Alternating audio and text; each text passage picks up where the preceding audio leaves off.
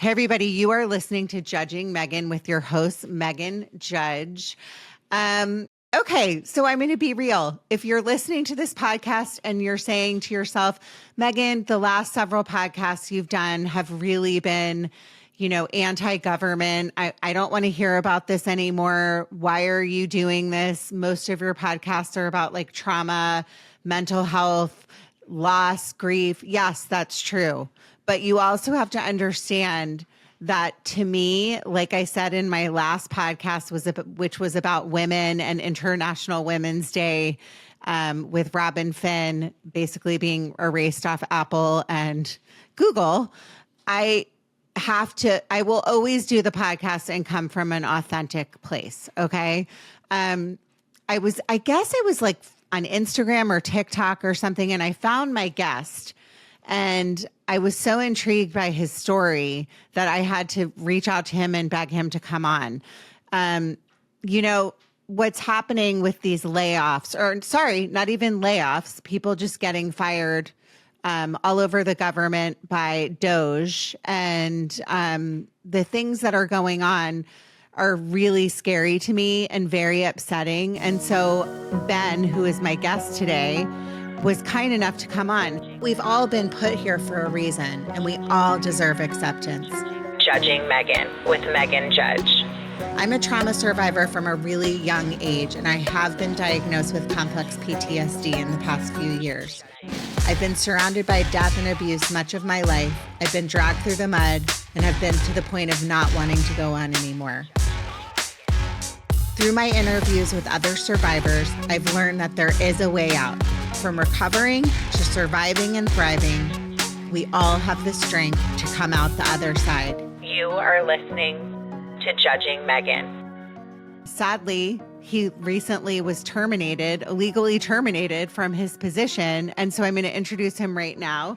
So before we started, I had to ask him how to pronounce his name, as usual, like 50,000 times, because everyone knows I butcher something in an intro. So here we go, Ben. Ben Vizzachero.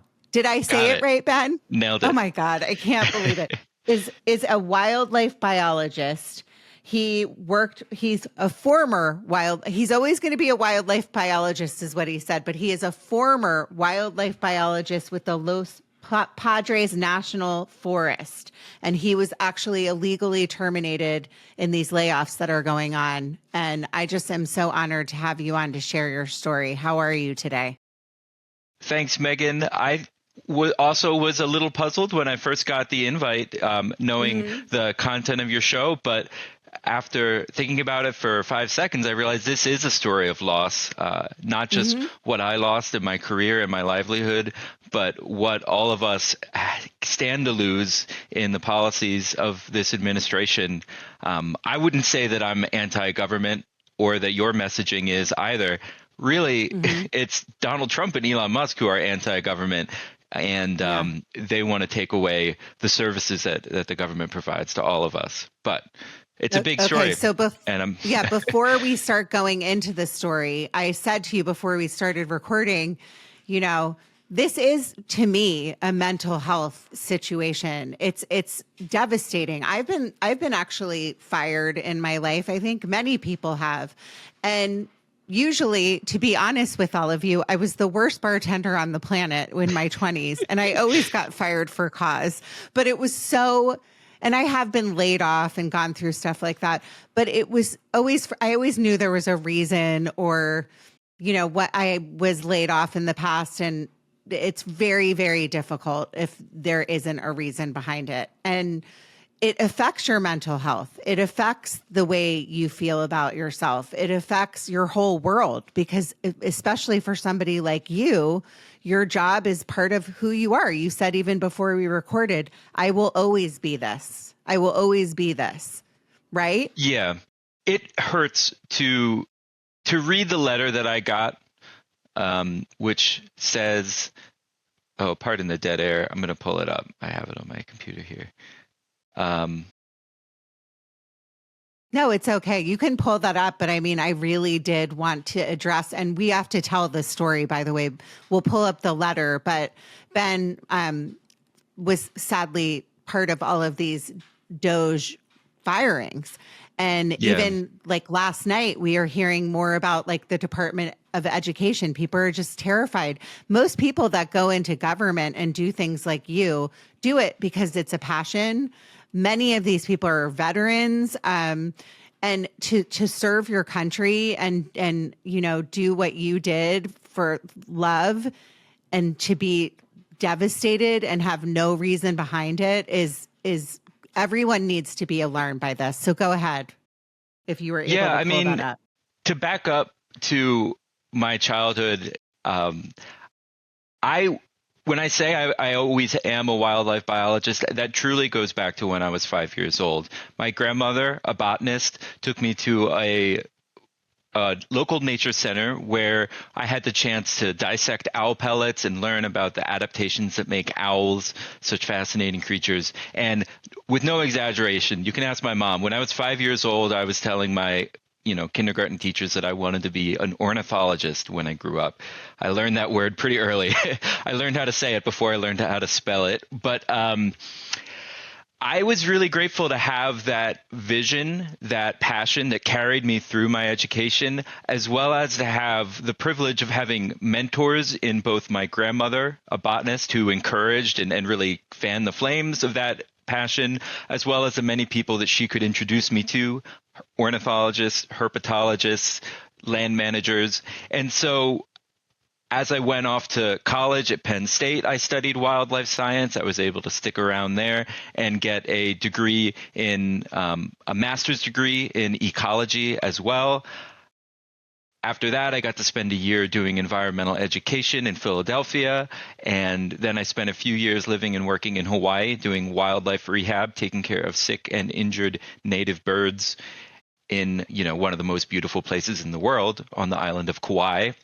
And after a few years of that job, which was an amazing job, I will always be grateful to my coworkers. I learned so much. It was a time of great personal growth and some great personal struggle, which I'm happy to open up about. But I reached a point where I needed to move my career forward. I was overqualified from day one, having a master's degree when I took that job. And the federal government offered me a position where I could fully realize what my training and expertise was. And I will tell you more about what it means to be a biologist for the federal government for the Forest Service. But when I had that job, it was truly a dream job because I got to do field work. But, when I go out and look at birds and turtles and frogs, but I also got to take that field work and translate into something meaningful, into writing reports and documents that would verify the work that I was doing was recorded and work alongside other expert specialists, people implementing all kinds of projects, whether that's keeping the roads open, keeping trails usable, making sure that the forest can provide safety from wildfire and clean drinking water and forage for cattle, making sure that all these real economic resources that our public lands provide could still be delivered to the public without compromising wildlife habitat or the quality of that water. So being a Forest Service biologist is fundamentally a balancing act. It's managing the trade-offs, and that's what made it a hard job, but a very validating job. Because as I was learning to do all those challenging, you had to learn all these different topics. I had to learn about fire management. I had to learn about water resources, and I had to take watch YouTube videos on how roads are built. All of a sudden I have to have an engineering degree. I got into this field because I wanted to be watching birds, and I realized that in the real world, it's a very complicated job. And I had an amazing team of people I worked with. Behind it. I'm sorry to talk over you, but just to see you talk, by the way, I started to tear up because you can tell how much you love it. Also, you use some words I've never heard of in my entire life. So congratulations on that. I felt very stupid within 1 minute of you talking. But in all seriousness, as you spoke, to watch you smile and light up and talk about something that you're so passionate about, which we should, by the way, as Americans, and I know I have listeners all over the world, and thank you for listening. I would like to apologize in advance for what you all must think of the United States right now. I'm going to say that I said it in the last episode. So many of us are not okay with this, right, Ben? And we love our beautiful country. And you obviously love nature. I love nature. I live by the beach. I go for my walks every morning by the ocean. And I love to look at the birds and, you know, the fish and I love the ocean. And when you're somebody that's called to nature and you feel like not only is nature like just a true gift, but to see it like somebody like you who's doing it for all the right reasons, have their dream kind of like pulled out from under them with no reason, when all you really are doing is trying to help all of us that have the opportunities to like go on trails and take walks and be safe. And, you know, if you live in California, you know, the risks of fires and how much devastation we've had. I live in Los Angeles from these local fires. None of this pieces together, and it does not sound right. And so all I can really say to you, and I said this before we recorded, is I'm so sorry, because this is, like you said in the beginning, it's a loss, and it's probably like a great form of a death or like the greatest form of grief, having something like this taken away from you, right? Yeah, and to give you that story, they called it the Valentine's Day Massacre because most of these terminations happened on February 14th. I had taken off of work that 14th because my girlfriend and I planned a little 4-day weekend getaway to Santa Cruz, and we were supposed to leave that Friday morning. We hadn't had any kind of all-staff forest meeting for like a couple weeks. They kept getting canceled. All the regional, national, even just forest-wide meetings. There was this unfortunate absence of strong leadership at the beginning of the Trump administration, which was probably, to speculate, the result of some word coming down from above. So we finally had this all-forest meeting on that Friday morning, and I was like, well, I need to be there to show support for all my colleagues. So I went in on the day I had taken off, and we left on our vacation a little early.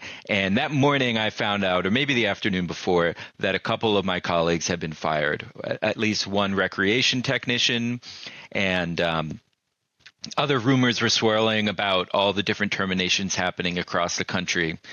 And in that meeting, I stood up in front of basically the whole forest and I expressed my frustration with the leadership. I said, I'm scared that I'm going to lose my job, and I'm angry that my colleagues are losing their jobs for no fault of their own. And a lot of people applauded me for speaking up in that moment. And it was just about 24 hours later where Kathy and I had absconded to Santa Cruz. We were on a whale watching cruise that morning. We had just seen my lifer black-footed albatross and some California gray whales and great looks at the Pacific, the white-sided dolphins. It had been an amazing morning when we're headed back to port and my phone rings and it's an 805 number. I know I need to pick up. And when I hear my boss's voice, I already know what he's going to say. And he says, Ben, I have some bad news. And I just blurted out, I'm fired. And he said, yeah, Ben, I'm so sorry. And I didn't want to talk to him anymore after that. I had a visceral reaction to receiving that news. When Trump took office, we all joked about, oh, when I lose my job, I'm going to do this. When I get fired, ha, ha, ha. And the fact that I would lose my job straight up 1 month into his presidency was the absolute worst case scenario. Initially, I feared that if I lost his job, I'd have to move back to the East Coast, move in with my parents' house. I just kind of had envisioned my whole life out here on the West come crashing down because I moved here for this job. I came to California in January of 2024 with 2 suitcases, and that's about it. I picked up and moved my whole life. I was in a circumstance where I could afford to do that, where I wasn't tied down When I started applying to federal jobs, I said, well, for the first time in a long time, I didn't have a job. Sorry, I didn't have a cat and I didn't have a girlfriend. I had experienced a lot of loss the year leading up to applying to those jobs. And when I started applying, I was applying to any federal biology job across the U.S. and I landed in a pretty cool spot. The Los Padres National Forest is near Santa Barbara, California. It's huge forest. It's almost 2 million acres. It goes from the I-5 corridor near Santa Clarita all the way up to Monterey, and it includes the Big Sur coast and many mountain ranges and wildernesses. And I was so grateful to call this place home. So when I got fired abruptly, I had this 2-hour boat ride back to port. We were done whale watching to let all this sink in. And I just sat out. Well, the first thing I did is I went straight to the back of the boat because when I got the news, I just felt like I was going to vomit. Like I said, a visceral reaction. And my mind is just racing with like, how am I going to pay rent this month? How am I going to, what am I going to do about healthcare? You know, I love my girlfriend. I don't want to have to leave her. How are we going to make it work? Am I going to have to move? You know, a million questions, but I'm also stuck with this letter and, you know, not wanting to stare at my phone and make my nausea worse.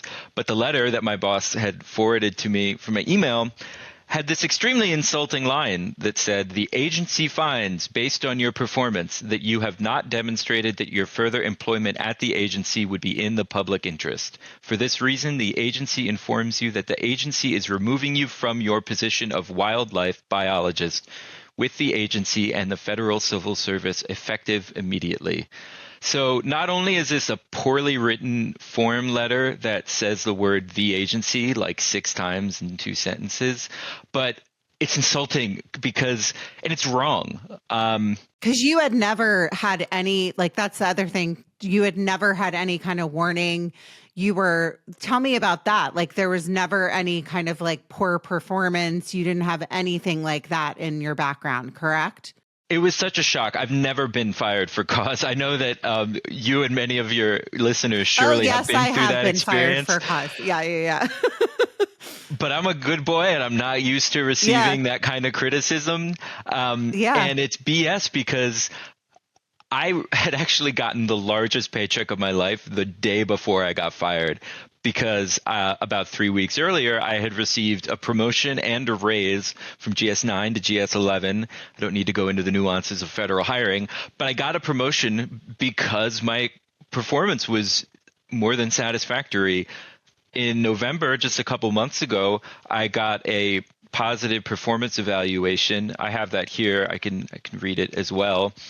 And this is a signed, legitimate government document where my supervisor wrote, and I was really honored by what she wrote here. Ben worked hard to learn and assist in managing the wildlife program. When the wildlife program lead position became vacant, Ben worked even harder to take on additional responsibilities. He worked to organize and coordinate the wildlife biologists on the forest, keep several consultations on track, and initiate/process multiple emergency consultations.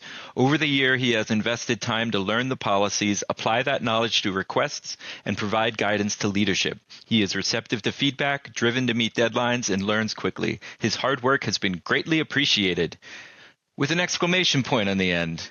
And I even got a small bonus with that performance review because, I mean, talk about trauma and loss. So this was November, December, and so this was like not even a quarter later, correct? Yeah, that you were given. Okay, the termination of the letter. And I was already that. Yeah, sorry. Go ahead. I was working above my pay grade because the wildlife biologist for the forest, you know, my official title was assistant forest wildlife biologist.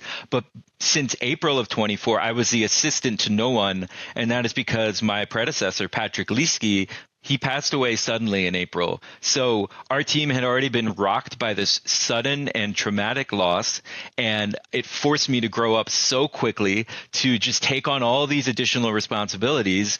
And I became a very vital member of the team in having this unofficial leadership role where I was performing many of the things that the GS-12 higher ranking forest biologist would be doing while only getting paid as a GS-9, a more entry level position. And that's why I gotten a bonus. That's why I'd had all these accolades and positive reviews. That's how I earned my promotion. I was on track to be in this job for decades. I mean, I personally would say I'm going to be here at least 5 years and then reassess. Because that's how these jobs are. When I first started, people said, "Oh, it'll take you a few weeks to get your bearings. Oh, it'll take you a few months to get your bearings." And then one of my supervisors said, "Yeah, it'll take you 2 years to learn what your job is and 10 years to get good at it." And so I was like, so that's a great point. That's a great point, by the way, Ben. So okay. So I'm going to stop you for 1 second to say the following. Please. Okay. So clearly there was no reason to fire you. Okay. So yes. You had just been promoted. Was that letter from DOJ? The letter says it's from the USDA, but the name at the top of the letter I did not recognize. And it very clearly, like the identical letter came to people across many agencies. So I think we can assume that letter is from DOJ, even though I don't have the direct evidence of that. People at Fish and Wildlife Service, other agencies received a more or less identical letter. And let me add that the wording that saying that it's performance related is evidence that they knew they were doing something illegal, because they cannot simply fire me because of my probationary status, because I was relatively new in the role. I hadn't achieved, I mean, like, I don't want to get into the nuances of federal hiring, but I was still career conditional as opposed to career permanent was my hiring status. And it would be another year until I earned that permanent role. And they fired literally everybody just based off of that hiring status alone. And it was illegal, and they had to claim that it was performance based in order to justify that. Okay. So then my other question is, so what did you do? Like, how are you going to be able to live? So I'm assuming, are they like, we're not giving you any kind of payment? There's no severance because it's like cause to fire you. And so there's no severance there. And then if you don't want to go into like the details of that, I understand, but I think people need to understand what people have been left with that have been, I mean, thousands and thousands of people have been illegally fired, it sounds like. And what are people supposed to do? Are they supposed to go and get unemployment? Like, tell me a little bit about that if you're comfortable. Yeah, they encouraged me to apply for unemployment, and I worked on it. Let me tell you, it is a complicated process. You need a lot of documents and patience and access to a computer. So, I mean, I come from privilege. I have a lot of resources available to me that make this process easier. Like to pay my rent for March, I had to borrow money from my mom and dad. I'm not proud to do that being 30 years old, but we all find ourselves in those situations sometimes. And a lot of other people I've heard of are making very sudden housing decisions, having to move in with a significant other early in the relationship, or having to move back in with their parents' house at an age where they would expect to be stable. I'm going to lose my health insurance in like a week. I still haven't figured that one out. I'm going to have to go on probably the public option, although the Trump administration is also slashing the budget for that as well. So who knows if that will even be an option for much longer. And I mean, I also am lucky that I was able to find a part-time job very quickly. It fell into my lap. And because of someone I used to work with, one of many mentors who came forward after the loss of my former supervisor, it was actually the forest biologist 2 ago, a guy named Kevin, who offered me a job with his consulting firm. And that has helped keep me afloat, even though I've been I haven't had as much time to pour into that, because the other thing that's been taking up a huge amount of my time is advocacy. Like I said, I have some privileges that put me in the position where I can devote my time and energy into speaking out. And I want to tell anyone that will listen that what Trump and Musk are doing is not just hurting me and tens of thousands of other hardworking, dedicated civil servants, but it's also hurting all of the citizens and the land itself by taking away the managers and taking away the laws that regulate how we use that land. We all are losing something here. We are all being stolen from, and that could be as simple as our safety from wildfire and landslides, our access to clean drinking water, our access to roads and trails in beautiful wild places, and the loss of the natural beauty itself, the things that make America beautiful. And the environmental damage. I mean, I know that that's not a priority, but to many of this is a priority to save our planet. I have children, like what are we leaving our kids? You also brought up a point that I want to go back to. So you said it can take years to learn the things that you've had to learn. Mm-hmm. So I've heard a lot of conversation like, oh, well, we're going to be getting rid of people, but then we're going to put new people in. And it's like, you can't take people out of these government jobs or these federal jobs. And it's not like doing temp work to pay somebody half of what they were. These aren't temps. These are people that, like you, that went to school and studied this at, Penn State for years and years to get to the level of who and what they do and their greatest love, of being in a job that they love so much. So I appreciate that you say like you have the advantage of your parents or, there's so many people that don't though. So for you to be out there advocating for these people is so important. One thing I wanted to talk about, which is one of the biggest reasons I found you, I think on TikTok or wherever I found you, was that you had the opportunity to go to Trump's address. When was that? Like last week?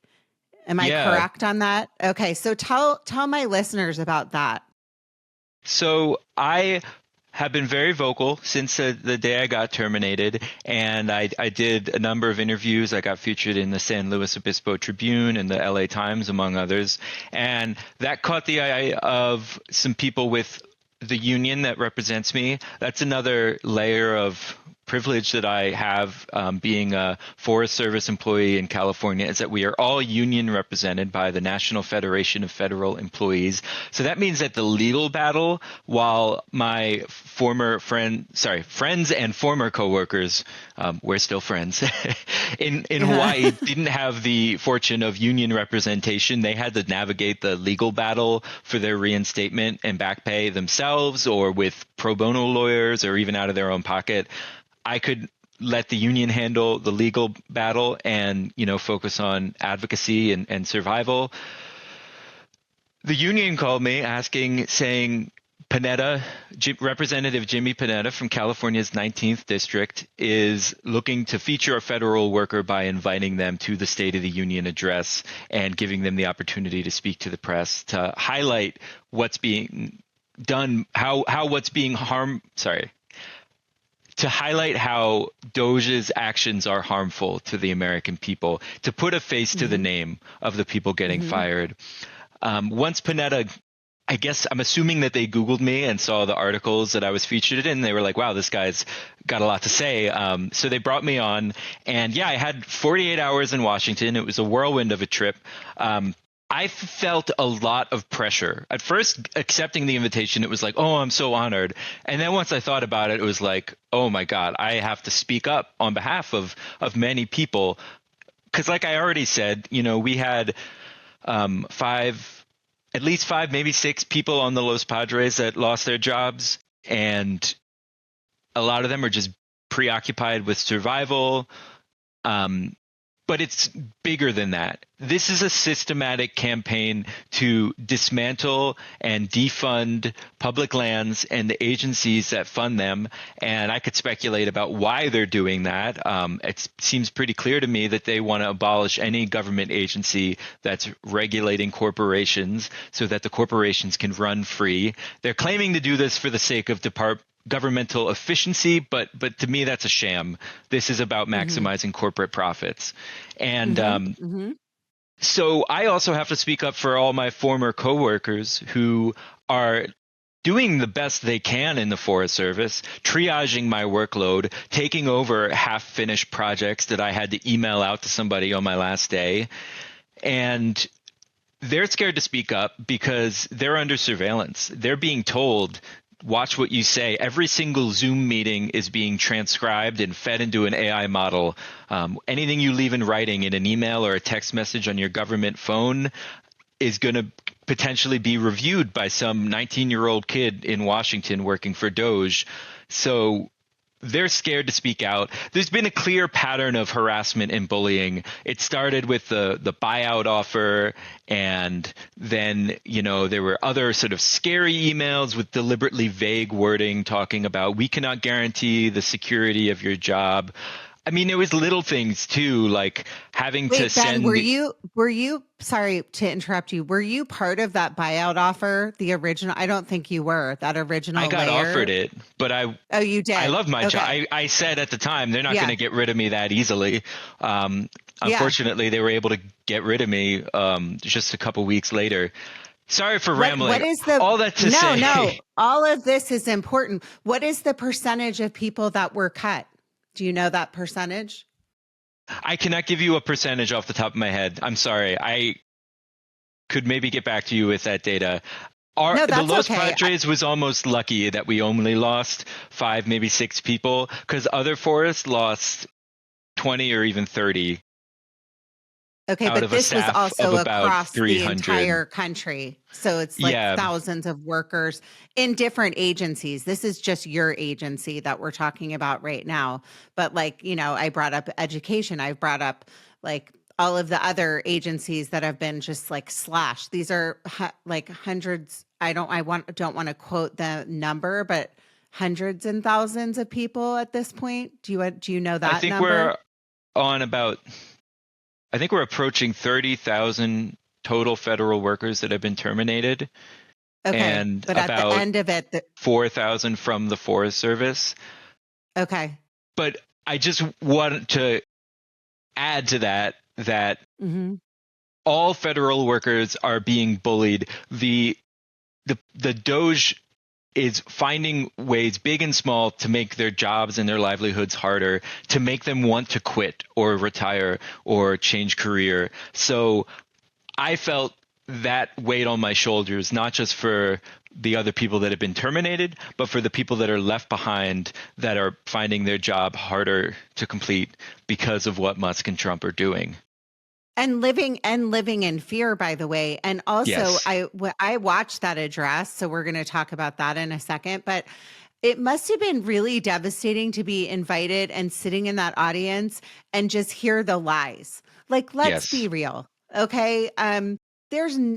That's a lie. There's not a 300-year-old person collecting benefits. There's that's such an obvious lie. Talking about there's multiple 150-year-olds. This is all. It's almost as if the first time Trump was in office, I personally was there's no chance this man will ever get into office again. There's no way. And so I was shocked. I didn't even believe it the minute he was until the inauguration day. And then I personally had to grieve the process of, wait a second, this is for real. This is really happening.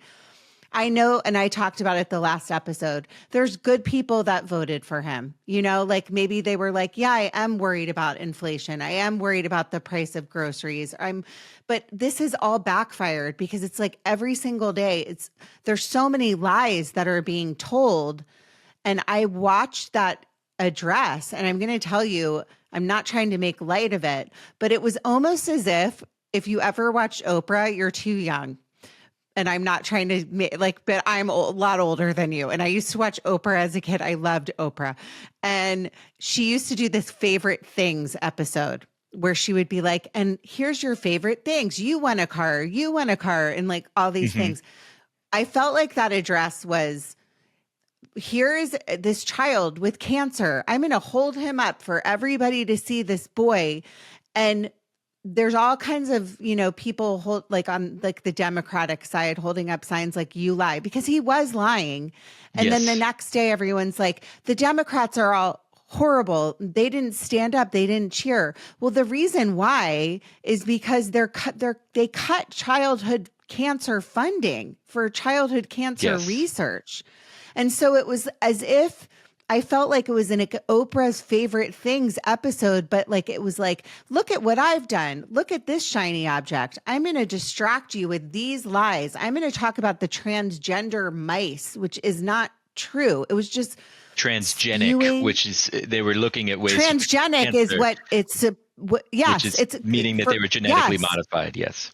Not transgender. But instead he used transgender mice. So if you're sitting there and you're like, watching this speech, and you're like, a lot of these people that listen to him are the elderly, right? They watch Fox News. They're being fed this information and they believe it. So sorry for the long-winded speech there, but what was that like, just sitting there hearing that? It was painful. I spent that weekend, it was Monday to Wednesday. I spent that trip feeling like I had made some incremental progress. Coming there with all this weight on my shoulders and spending as much time as possible walking the halls of the Senate and House office buildings. I visited two representatives from my local area, as well as staffers of about a half a dozen more. Anybody, all across California. I felt like I made an impact. I felt like I made my voice heard, because when I visit these offices, whether it's a Democrat or a Republican, I have a very simple message, and that is that these policies, what this administration is doing, is putting your taxpayers at risk of losing their homes to wildfire. That's very simple and bipartisan. And then, of course, all the other things that the Forest Service provides. I won't reiterate it, but public lands should be bipartisan. No matter what your background is, you need the things that the forests provide. I felt like I made this incremental progress by the end of the day, and going to that speech felt like I was swimming across the ocean, and I had spent all day, my arms were sore from paddling, feeling like I was getting somewhere, and then looking up and I still can't see the shoreline on the other side, because it just was lie after lie, exaggerations and half-truths, and not only that, but lies that are hateful in nature. The way that this administration is scapegoating immigrants, blaming good, hardworking people that simply are just not from this country by birth, blaming them for our problems is very reminiscent of how Hitler fooled an entire nation into thinking that Jewish people and other minorities were the cause of the problems. And the same demonization is happening with transgendered persons. It's where we're seeing an assault on their rights. So it was deeply depressing and scary to be reminded that more than half of the most powerful people in this country are standing and cheering for this man. But I want to also speak to something you said about the voters. I mean, Trump did win a popular election. We can't contest that. The election was legitimate, but I think that he won it on a platform of lies. I think that it's very important as progressives, as liberals, as leftists, whatever you want to call yourself, to find it in your heart to have compassion for the people that voted for Trump. I know that in many cases it feels like a personal attack. How could you vote for this man that voted to take away my right to choose whether or not I become pregnant? How can you support this man who is deporting my brothers and sisters? I understand that it takes that it's difficult to forgive somebody for having cast that vote. And it's easier for me to say this as a cisgendered white guy than as someone who's been more personally impacted. But I think we need to recognize that many Trump voters have been lied to. They have been fed this narrative that federal workers are parasitic, that we're just soaking up a fat salary and not getting any real work done. And that narrative has been planted by the conservative media so that the right can deregulate and give corporate interests the ability to reign free. Because a lot of what I do is reviewing proposals by power companies and water companies and oil and gas and timber, and making sure that we hold them accountable to what's best for the American people and not just what's best for their bottom line. So, yeah, Can I think just say something? I think what you're saying is so important. And, if I've lost all my listeners at this point that are, Meghan, why are you getting so political? I've said in the past couple episodes, this isn't about politics. This is about what's right and what's wrong. And if you have spent your whole life, I've talked about the last episode, kind of taking for granted being American and all of our rights, and, the right to vote, the freedom to say what we want to say, not being worried that our rights are, my children's rights are being taken away. Like, what direction are we going in? And I think it's important, the point that you brought up, that we cannot demonize each other anymore, because that's what they want. I believe that. I believe that they want us to all turn against each other and just be like, keep pointing the fingers. And there's like fights happening now, like when I was a kid, the two sides of the aisle didn't like each other for politics, but they would go out to dinners together, afterwards and celebrate. And now we have people in office that are like blatantly just like, it's like, I joke all the time that if you watch, do you watch that show? The Upside Down World. I feel like I'm living in the Stranger Things. I feel like I'm in Stranger Things. I missed out on that phenomenon. I literally binge watched it like last summer. I feel like I'm in the Upside Down world where you just are like, how is this every day? It's like piling on. So finish what you were saying, because I can't imagine how painful, the loss of a job, wondering how you're going to get insurance, wondering all of the things that you're sitting here stressing out about. And then you're sitting here being told all of these things that aren't true, and how painful that was to be sitting in that room. Yeah. To give you one more big picture statement that might lose half your audience, this is where I go full comedy and say that the right, they are instigating a culture war and starting arguments over issues like immigration and transgender rights and whatnot to divide the working class, because they are preventing a class war.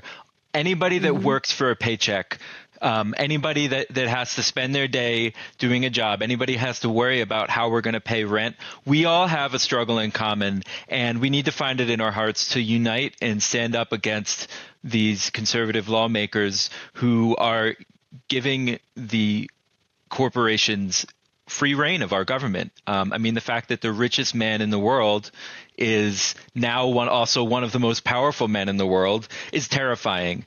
And I had the strange opportunity to be sitting only 3 rows in front of him during the State of the Union address. And it just was the luck of the draw. That's Mr. Panetta's seat just so happens to be right next to the president's box. I was only 2 seats over from Laken Riley's mom. I was about 6 seats over from Melania Trump herself. So I was deep in enemy territory, as a friend said. And I was thinking the whole time, I need to say something to Musk. And I was just so distracted and overwhelmed and deeply depressed by the content of the speech that I don't remember exactly how much thought I put into it. But when the speech ends and everyone stands up, and for how, considering this is like such an important event, it seemed like kind of a mess. There was just a lot of standing around and waiting, and the crowds weren't well managed. Maybe that's just because their security of the president is the number one priority. I don't know. But we all stood up, and Elon Musk is just standing there waiting to leave the room just like anyone else. And I turned to him and I said, "Hey, Mr. Musk, am I waste?" And he is like, "Who are you?" And I say, "I'm a wildlife biologist. I worked for Los Padres National Forest, and you fired me. Am I waste?"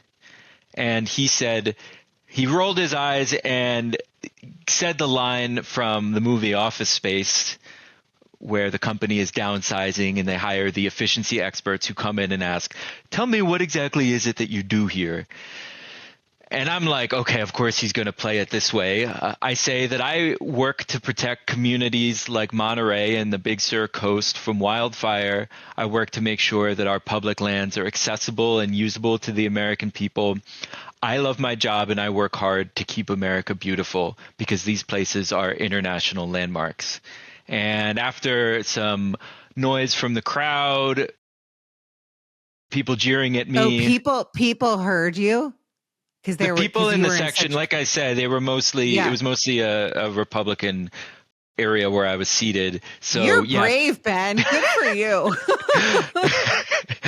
And so he says, "I don't really think we need you here," which shouldn't have come as a surprise. I told him, "I love this country, and why are you destroying it? Can you please leave?" And at this point, the people around me are saying, "He's here legally." And I didn't even say this, but unlike them, I am not preoccupied with the legality of his immigration status. I am worried about what he's doing to the country that I call home, this place that I love, this place that I've devoted my life to conserving and protecting. Yeah. So that's pretty much where I left it. By the end of that interaction, it took a lot out of me. I almost, I was ready to collapse. Were you after nervous? that. I would have been a little scared after, like, if you watched that.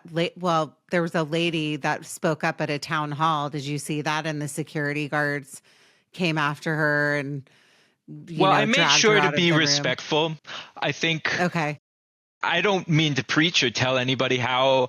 I just, a friend said, once you start yelling, you give someone permission to stop listening. True. I spoke That's a good, calmly very smart friend. and rationally because I didn't want to give him the reason to attack me personally, to stop listening to me because I'm some crazy hippie liberal wearing Birkenstocks and, save the whales. Like, I spoke to him calmly and rationally and asked him to stop destroying this country. And I have yet to receive any formal blowback. I almost I don't know, I could have thought about it more. I kind of just acted and didn't deal with the fallback until after the fact. But so far, I've had one mean Instagram message and everything else has been wholly positive. I walked away from that interaction thinking, "Oh, you're so stupid. You should have said this." As I say, the spirit of the staircase. When you leave an argument thinking of what you wish you said. You should be really proud of yourself because it takes people like you to make changes.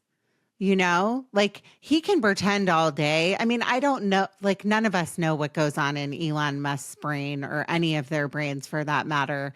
But at the end of the day, like, I say this a lot. If you have a conscience, which I don't know if he does, you have to go to bed at night and put your head on a pillow, and it's just you and whatever you believe in, right? Think of all the lives and the people that are worried about, like, being homeless. Like, think about all the things that these massive layoffs or fires, illegal firings, are going to cause.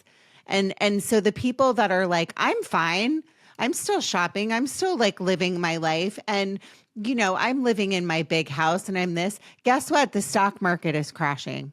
Yeah. I mean, people are slowly starting to turn on and say, wait a minute, I'm okay with, people lower than me, like, for example, ICE taking people out of strawberry fields that are just trying to make a Out of buck. And yes, elementary schools, children. out of elementary schools, kids, like, that's like one thing, or shackling people and sending them back to their country. That's for many of us should be enough. Yeah. But when it starts to affect the population and the stock markets are starting to crash, and we're calling Canada the 51st state and insulting all of our allies, like, everyone, this is like a major, major issue. So that's again why when Ben was like, why do you, like, are you sure do I have a podcast? Guess what? We're going to go a full hour because your story Thanks. is that important, Ben. What you did, it will go down in history and you will always be on the right side of history. So you should be really freaking proud of yourself. Do you know that? Thanks for saying that, Meghan. And I mean, Yeah. It goes both ways. You have accomplished a lot, and I really appreciate you giving me this platform to continue to broadcast this message. But I want to go back to a question you raised, which is like, what does go through the head of someone like Musk or Trump? Because of course we can only speculate. But to me, walking away from that interaction was like, in the moment, I was frustrated with myself because I was like, what did I expect him to say? Of course he doesn't care. I believe that all he cares about is money and the bottom line. And Trump has already said, oh, America has all these untapped natural resources, oil and gold and timber, and we want to release, America's energy. And he put out this executive order trying to up our timber production, even though it violates existing laws. All of our These trees, people are short-sighted. They want to just kill the golden goose.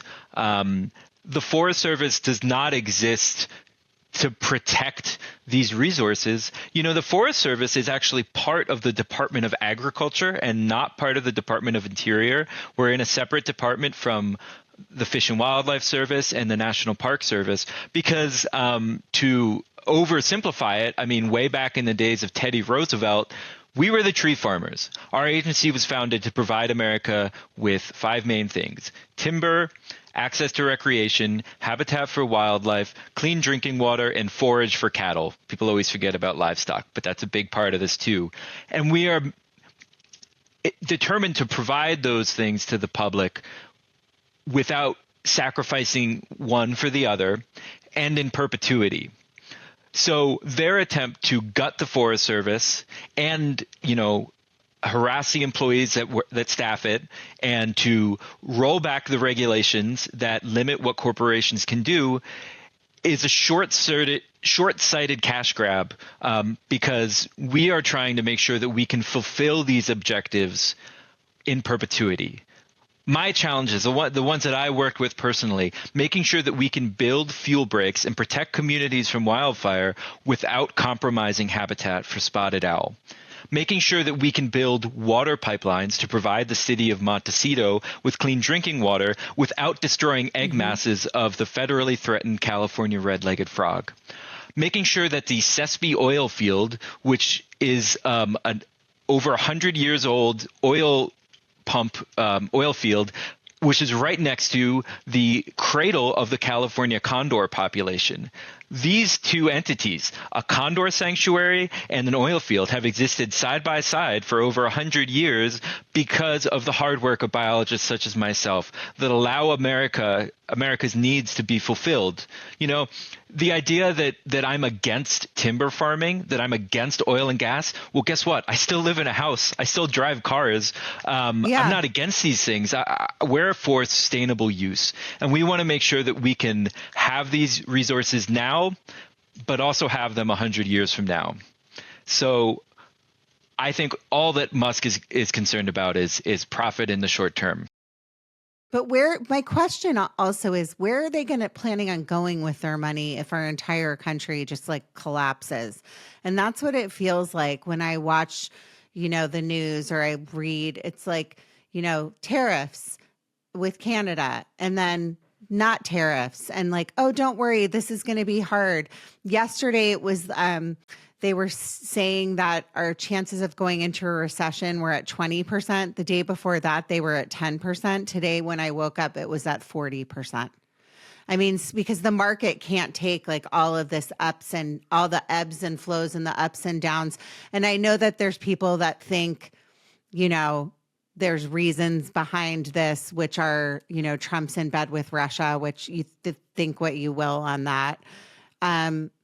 I want to know what you think, for the sake of time, about like solutions here. Like, is there any solution at this point for people like you, people that have been lost their jobs? Like, are there legal actions being taken? Are you worried about this going to the Supreme Court? Like, I know that's a long-winded question, but tell me about that. I think that anyone who is listening, anyone who is paying attention and is outraged, needs to take this time to act. I think it's easy to listen to. I will get to that. Yeah. Okay. I think it's easy to sit back and listen. People have told me I'm well spoken, not to flatter myself, but I was never politically active until the day I got fired. I am ashamed to admit I had never so much as attended a protest until a few weeks ago. This thing happened to me, and all of a sudden I was activated from my sleeper state, and now I'm a full-blown advocate. Now is the time to speak up and speak out. And the most important thing you can do is to contact your representatives in the House and the Senate, whether you are from a blue state or a red state, no matter their politics or their precedent. You need to put the pressure on them to say, if you're a Democrat, you're not doing enough. Holding up a sign, wearing a pink jacket is not going to defeat a fascist government. If you call or email your representative, I mean, visiting their office in person if you live near DC is the best thing to do, but calling is second best and emailing is third best. Make a specific topic, make a specific call to action. If you just call and yell to them about everything, that's not going to be very impactful. But if you can say, you need to vote this way on this bill, you need to put controls on what DOJ can do, you need to advocate for foundational environmental legislation, which is another topic that I want to do a tangent about. But put pressure on your representatives. Another very important thing you can do is to attend protests. Make sure that those protests are well organized. Indivisible.org is a great way to find local events. The 5051 movement, 50501 is another big organizer group. All of these are grassroots fundamentally, but you can tie in with other organizers in your area. This is, as they say, think globally, act locally. Don't worry about what's going on across the country. Just speak up for your own backyard. Talk to people. Minds are changed one by one. I mean, after leaving that State of the Union speech, I felt thoroughly depressed. It seemed like we had such a dismal outcome. And Representative Panetta said to me that, yeah, it's pretty damning to hear all that at once, but know that a lot of the people standing and cheering for Donald Trump are just playing the political game. He said they're not all Marjorie Taylor Greene. Some of them you can work with. And what he means by that is that, like, just because they're standing and cheering, I mean, it's political theater. They don't buy in 100% with every single thing Trump has said. They just know that if they show any act of protest, that they're going to get roasted in the press and they're not going to be able to hold their jobs. Don't assume that everyone who's a Republican is evil or is in 100% support of 100% of Trump's policies. Just talk to people about one thing. You know your friends, you know your family, you know the things that they care about, and use that personal knowledge. Just remember, minds are changed one by one. So having a conversation with someone you disagree with, I think, is always a good use of time. I agree. I think everything you said is brilliant. What are the next steps for you, Ben?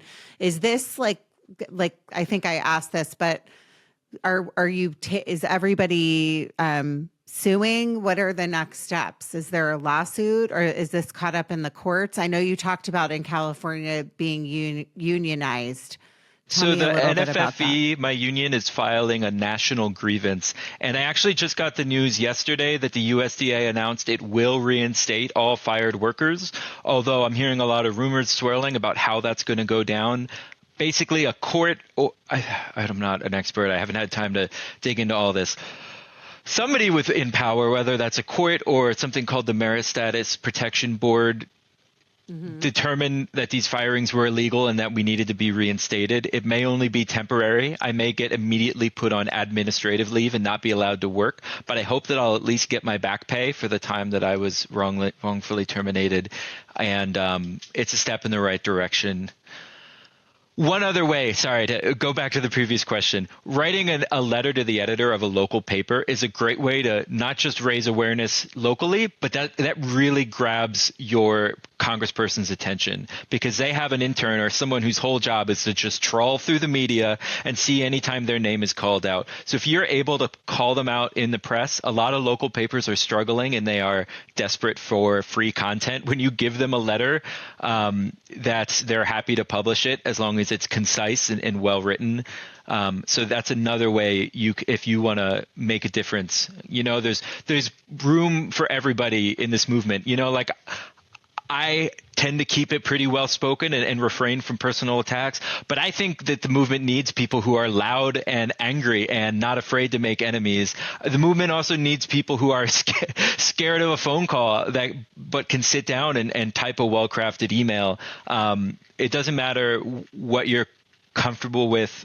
There's a place, and feel free to send me a DM on my Instagram at territory_ranger. I'm slow with the replies, but I do try to answer everybody that reaches out to me, and I'm happy to educate and do what I can to put you in touch with local organizers and make our voices heard. Okay, let me just say one thing. I'm obsessed with you. I say that all the time, but what you're doing is so amazing. And you know what? You said I didn't vote, or I don't think you said I didn't vote, but you were like, I never really cared about politics. You always voted. Okay, but I didn't. The thing is, I always cared. I just never made my voice heard until now. Okay, I was like this too, right? Like, I think I'm a lot older than you, but until I was probably like late 20s, 30s, and something, I can't remember what it was, where I went, wait a second, I don't like that. And that's how we all start to care. It's when things start to affect us all. This affects all of us. And if you're listening and you're in another country, like I said, we're sorry. There's so many great people in our country, just so many amazing things about the United States. Somebody said recently to me, well, if you hate it so much, why don't you leave? Why am I going to leave my country? I'm not going to leave my country. Yeah. This is my country. I was born here. I've lived here my whole life. I will fight for my country. I want my children to be able to have good lives in this country. And so do you, Ben, right? I am not anti-government, and I am not anti-American. I do what I do. I have devoted my career to our public lands because I love this country. I love its natural beauty. The American park system, the way that we manage our public lands, is an international role model. I've traveled enough around the world. There's national parks in Argentina and China. They got that idea from us. They got that idea from the early conservationists, Aldo Leopold and John Muir, 100 plus years ago.